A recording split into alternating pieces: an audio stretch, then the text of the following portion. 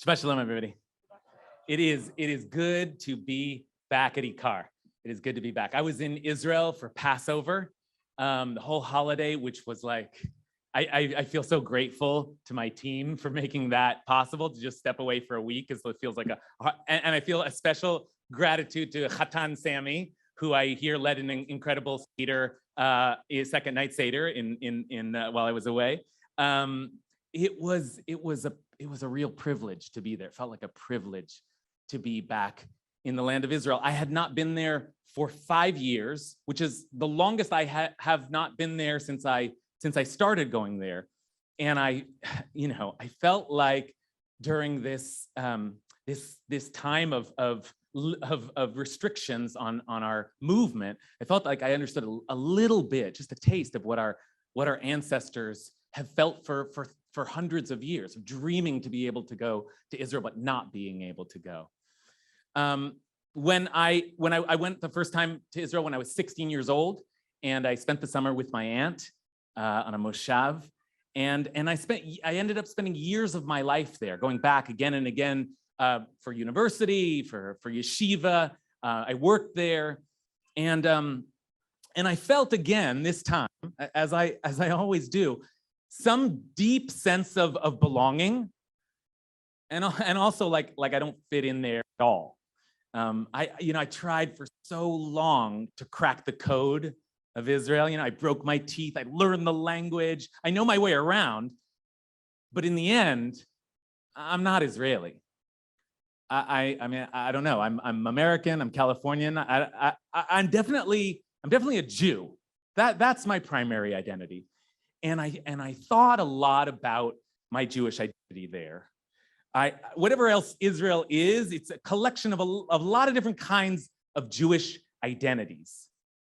I spent most of the time with my aunt. Again, she's sort of the wise elder of our family, and we would talk deep into the night every night. We would learn together. She would share memories, family history, and we would debate. We tend to get into fights, and it gets heated, because we're Jews. And she's such a Jew. She's so Jewish. But the core of her Jewish identity is so different from mine. She's been for decades immersed in the study of the Shoah, of the Holocaust, research and conducting interviews and making films. She's gone back to Poland again and again. And it's not academic for her. It's personal. She's so desperate to unearth the world that was lost. And she, like many, sees a Jewish state as a majestic response, the only really viable response to that loss, the only thing that'll keep us safe today. So her Judaism is about preservation for what was, and now the survival of the Jewish people moving forward. And mine is not really. I don't know. I'm just from a different generation, maybe. It's also who I am, though, just by temperament. I'm not so rooted in history and nationhood and peoplehood. I've always been a bookish lad, so it was the Torah that I fell in love with. The text, the tradition of study. Speaking of study, I went to visit a good friend of mine from my university days, another bookish lad, who is now a professor of literature at Tel Aviv University. He's one of these frighteningly brilliant people who were just born for academics. And he's a text Jew as well, but not my texts. He's a hardcore secularist. And like a lot of secular, lefty, Chiloni Israelis, he is not into the Jewish state. He's completely disillusioned with the Zionist project. In fact, I just described him as a text Jew, but he actually basically said he doesn't feel Jewish at all. He identifies as an Israeli, strongly identifies as an Israeli who happens to be of Jewish ancestry. And here I am, a Jewy Jew, of mixed ancestry, actually. And it isn't really a question for me of ancestry at all, because I've always been driven by a religious impulse. My Jewish identity is really rooted in God and Torah and mitzvot. So you would think maybe I would feel the greatest kinship, the greatest shared sense of identity with my Haredi cousin, who I went to visit in Har Nof an ultra-Orthodox neighborhood in Jerusalem where I once studied in yeshiva. Because his Jewish identity is also rooted in God, Torah, and mitzvot. And he's a lovely guy, great guy. But the worlds that we reside in are totally incompatible. The Jewish path that I've chosen since my Har Nof days is totally treif to that community. Where do I work, they ask? You know, the woman rabbis, the gay marriages, all the stuff we love around here. But most of all, the embrace of modernity, the active attempt to intersect with all the cultural influences of this world and learn from them, to absorb them, to honor them. That's anathema to the Haredi world that so much of my family lives in. And then there was my cousin's husband, Eli, who made Aliyah from the Ukraine when he was a teenager. And like many Jews from the former Soviet Union, he's deeply, proudly Jewish, supports the Jewish state, absolutely, but very, very secular. And then there's my other cousin's husband, also named Eli, but is from a Moroccan family, who's deeply spiritual, almost mystical, deeply traditional, but not really at all observant. And on and on and on. So many Jewish identities surrounded me in this one quick trip. And so I must say, I left Israel feeling a little confused, wondering what about this question of Jewish identity I have to say.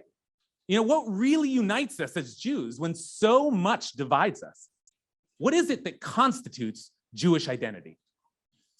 So one of the classic answers to that question is found in this week's Parsha, in Parshat Acharei Mot, and it emerges from a verse that begins chapter 18 of Leviticus. Daber el bnei Yisrael v'amart aleim, speak to the children of Israel and say to them, I am the Lord your God. Do not copy the practices of the land of Egypt in which you dwelled, and do not copy the practices of the land of Canaan to which I bring you, and do not follow in their ways. U'v'chukotehem lo telechu.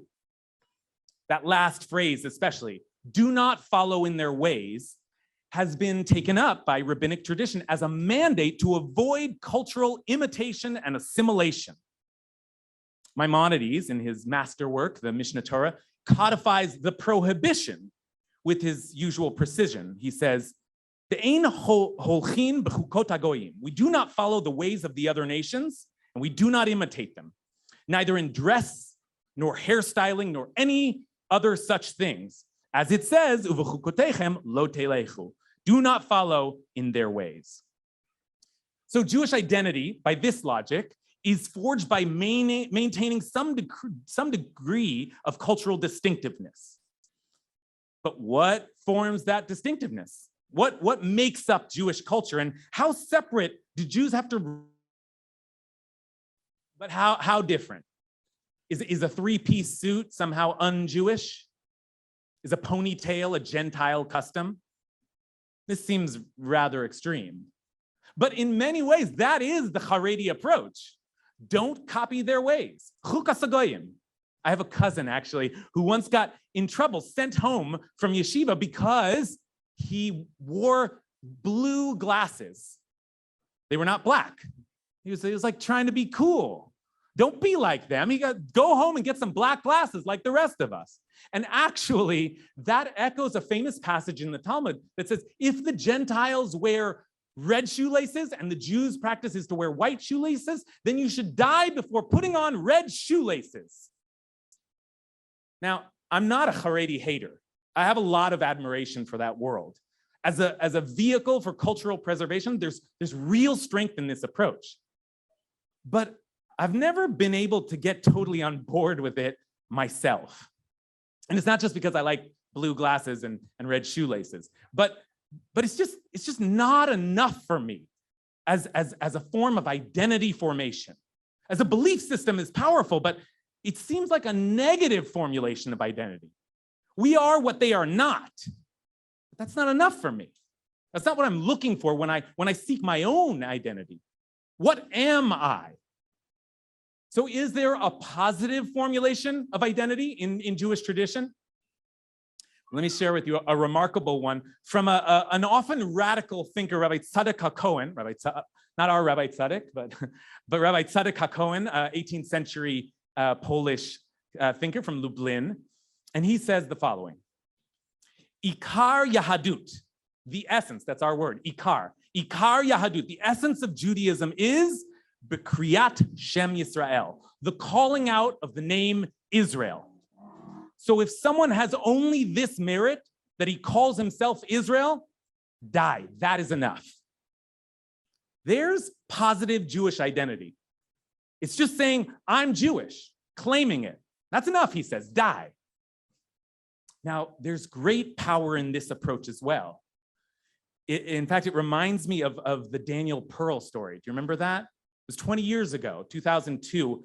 He was a journalist for the Wall Street Journal, and he was captured by terrorists in Pakistan. And he was eventually murdered in gruesome fashion, decapitated. But before he released a video that became very famous. And he said in the video, "My name is Daniel Pearl. I'm a Jewish American from Encino, California. And my father's Jewish, my mother's Jewish, and I'm Jewish." That's what he chose to say in his last message to the world. And it was extremely powerful. In fact, there's a term for that in the tradition. It's Kiddush Hashem. Kiddush Hashem, dying al pi Kiddush Hashem, died sanctifying God's name. Or in this case, died sanctifying our name, Israel, Jewishness. It's powerful. It's powerful because it was an act of resistance, an act of great courage. When we are suffering persecution, it means a lot to say, I am Jewish. When other people don't want you to say it out loud, that is a powerful statement of identity. But outside of this very extreme situation, just the average person seeking a Jewish identity, is that enough? There is identification there, but is that enough to constitute identity? In our everyday lives, outside of persecution, that also feels to me a little thin. So I want to offer just one more formulation of identity in honor of Israel and one of the great accomplishments of the Israeli project, which is the revitalization of the Hebrew language. And the credit, the lion's share of the credit goes to Eliezer ben Yehuda. And he had to, put together the words of old, but also to come up with all kinds of new words. What's the word for electricity? So he picked chashmal from the book of Ezekiel. So what word did he come up with for identity? Zehut, right? An identity card in Israel is a tudat zehut. It's a very common word now, but you won't find it in any of the ancient literature. It is a new word. It is made up of the word zeh, which means this, and then the suffix ut, which turns it into a noun, like ness in English. So identity is thisness. And there's something powerful about that formulation. Identity is formed not just by saying, this is who I am, but by calling something out and saying, this is it. This is what I am about. This is what in my Judaism I care about. This is my passion. And my aunt has that, and my friend has that, and my cousin has that, and I think I have that. But they're all different that's or thises. I said I left Israel feeling confused about the question of Jewish identity. And I'm still confused. I would have to be. Judaism is simply too vast to be translated into one identity. Mordechai Kaplan said it well when he called Judaism a civilization. A civilization is vast. It has religion, it has culture, clothes, food, language, art, music, activism, politics, law. And Judaism has all of those things. Judaism is the shared domain where we can find an endless number of unshared identities. All I'm able to say about it then is that I encourage us all to figure out what it is in Judaism that is your thisness. The thing that you can say, this is it. This is what I love about Judaism. This is the part of my Jewishness that I care about. Let's not define ourselves only by what we're not, but let's also not just settle for saying that we're Jewish, for claiming the identity and then leaving it at that. What is our Jewishness? Or more to the point, What is your Jewishness? On Passover, which we just celebrated, we're told to tell the story of our people to our children. And you shall tell this to your child on that day, saying, Ba'avur zeh, asa Hashem li b'tzeiti limitzrayim. Ba'avur zeh, because of this, because of what God did for me when I left Egypt. What will be our this? What will we tell our children this was all about for us? For what purpose were we freed? What will we do with our freedom? What will we tell our children about who we are? That's the question that I've been asking myself lately. And that's the question I leave you with today. Shabbat shalom.